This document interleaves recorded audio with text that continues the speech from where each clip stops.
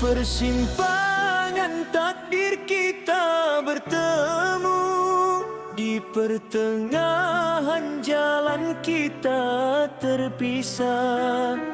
Bukan kerana hilang cinta, tetapi ada rahsia yang Tuhan lebih tahu.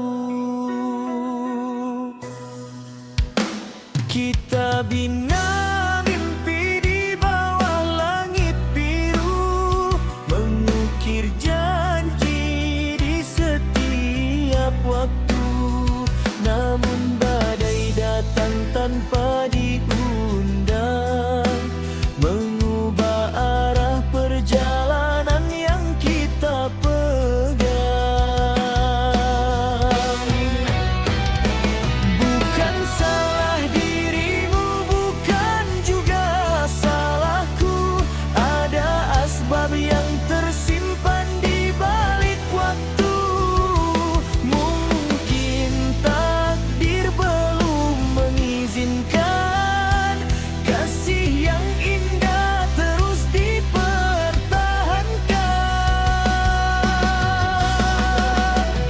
Air mata menjadi saksi perpisahan ini, rindu masih hidup di dalam hati.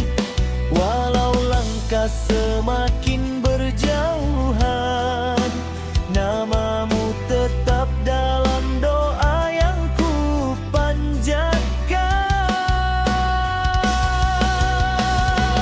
Andai benar ini ketentuan ilahi, aku belajar reda walau hati disakiti. Mungkin Tuhan sedang menyediakan insan yang lebih baik sebagai teman kehidupan.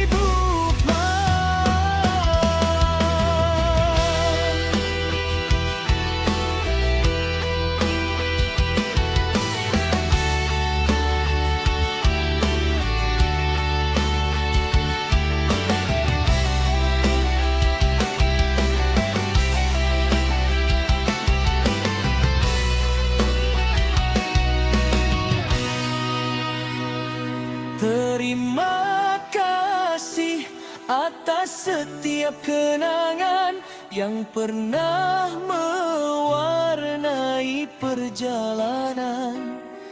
Walau cinta terputus di tengah jalan, kasihmu tetap menjadi sebuah ingatan.